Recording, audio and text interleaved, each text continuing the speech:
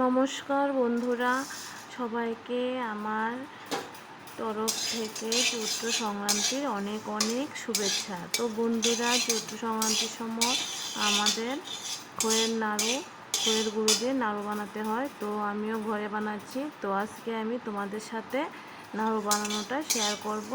তো বন্ধুরা, আমি প্রথমে মোটা জিরা, মিষ্টি জিরা যেটা, এটাকে একটু তেলে লাল লাল করে তারপরে গুঁড়ো করে নেব। তো দেখো, আমি তেলে নিয়েছি, এখন একটা প্লেটে নামিয়ে তারপরে এটাকে গুঁড়ো করে নেব। তো তোমরা দেখতে থাকো আমি কীভাবে বানালাম। তো বন্ধুরা, আমি গ্রাইন্ডারের মধ্যে দিয়ে গুঁড়ো করে নিলাম।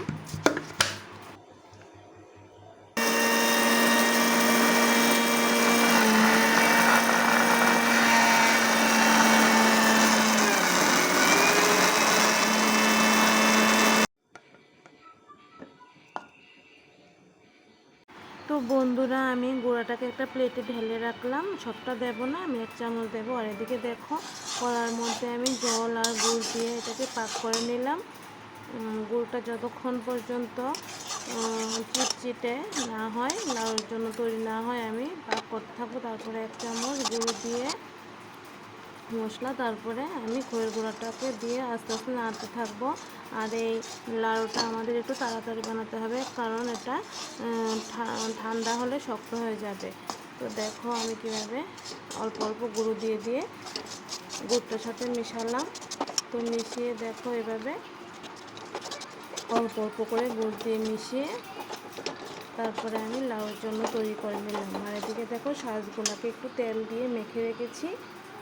তো দেখো, এখন কড়াটা নামিয়ে আস্তে আস্তে আমি হাতে একটু তেল লাগিয়ে বানাতে লাগলাম। তো দেখতে থাকো তোমরা। থালের মধ্যে একটু গোলা ঢেলে নিলাম, তারপরে আমি একটা একটা করে বানিয়ে নেব।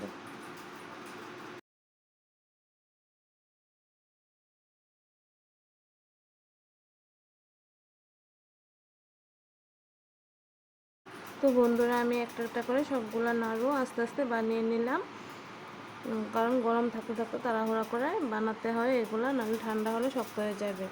তো বন্ধুরা, আমার নাড়ুগুলো কেমন হয়েছে একটু তোমরা কমেন্টস করে জানাবে। আর যদি ভালো লাগে আমার চ্যানেলটাকে একটা সাবস্ক্রাইব করে দেবে। আর তোমরা যদি বাড়িতে বানাতে চাও, বানাতে পারো। তো আজকের জন্য এতটুকুই। দেখো এরকম হয়েছে নাড়ুগুলা, ঠান্ডা হওয়ার পর খুব শক্ত হয়েছে, খুব ভালো হয়েছে খেতে। তো সবাইকে আজকের জন্য এতটুকুই। সবাইকে শুভ চৈত্র সংক্রান্তি।